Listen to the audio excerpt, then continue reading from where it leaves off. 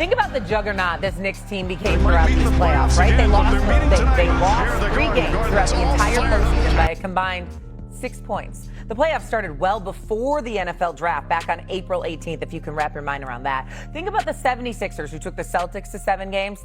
Then they had to play the Knicks. They were swept. The Cavaliers who win 7 games with the Raptors, Pistons, they had to play the Knicks. They were swept.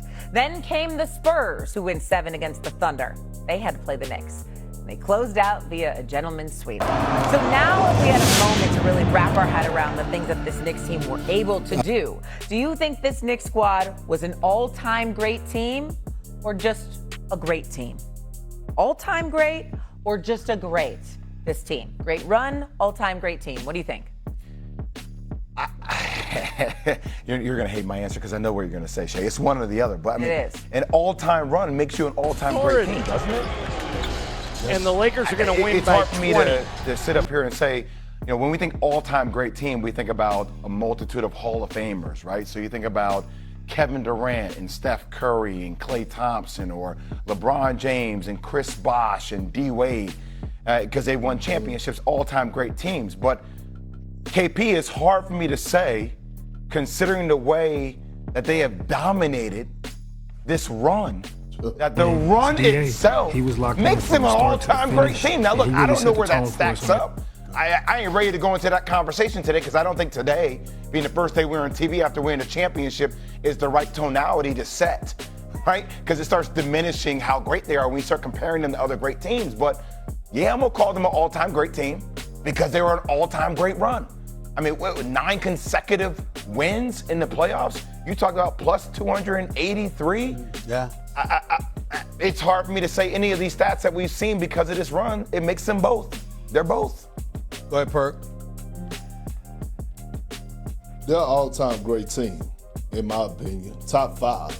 Top 5. And we're to the point where it's facts. Throws it up, and here we. And I'm gonna read some facts to you guys and the rest of the world. We talk about the differential, plus 283. Best in a single postseason all time. Okay? Finished the postseason with 9 straight road wins. The longest streak in a single postseason in NBA history. Tonight First we put team 4 in good the quarters last together. 50 years to overcome a double-digit deficit 4 times in a single NBA Finals.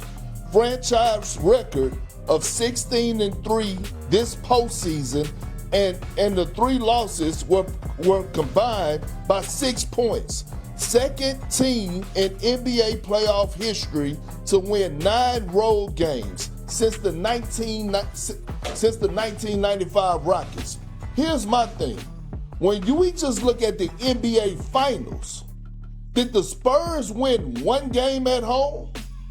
Hell no. Hell no. In the one game, when you talk about an all-time run, we're looking at, they made history throughout these finals. When you talk about being down 29 in game 3, having the biggest comeback in NBA history, that was them. They had the #1 defense in these NBA playoffs.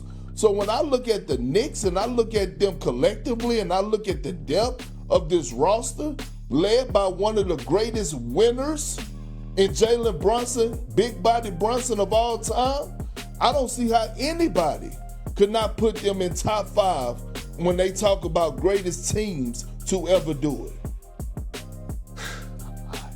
Here's the deal. Largest margin of victory ever at the Mile High City.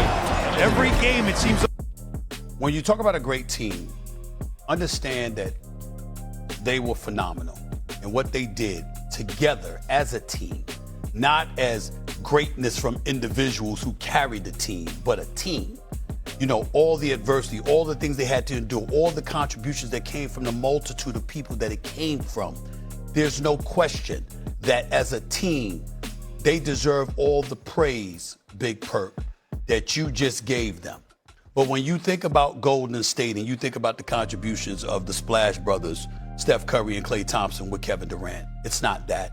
When you think about LeBron with Kyrie and Kevin Love and the crew, it's not that. When you think about Jordan with Pippen and Rodman, the second go round, and Pippen and Jordan Obviously not necessarily in that order. With Horace Grant and those boys, right? That's a different level. When you think about the Lakers with Magic, Kareem, Worthy, when you think about Bird with McHale and Parrish and Dennis Johnson, the late Dennis Johnson, God rest so Danny. No, that's not that. When you think about the Sixers with Dr. J and Moses Malone and the crew, no, it's not. And Mo Cheeks and Andrew Toney, no, it's not that. When you think about you guys, we're in Boston, Big Perk, with KG, Ray Allen, Paul Pierce, Rondo, yourself. Come on now, it ain't that. So we get that part.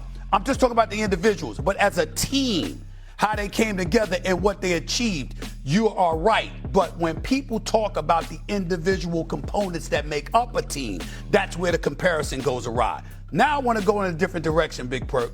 And I want y'all to put Big Perk and Jay on the screen because I want, when this goes out there in the digital stratosphere, I want their faces to be seen alongside mine, even though I would prefer to be in the middle. Y'all should know that by now. But anyway, that's a different subject for another day. Here's the deal. I need to say this. I need to say this because this is very, very important what I'm about to say. And this is personal. Handle all the small details. Embrace the details. I was at the game Saturday night, and there was one thing, and one thing only, that was incredibly, incredibly sad. And that was Charles Oakley being in attendance. Big Perk, you had to do Scott Van Pelt in D.C.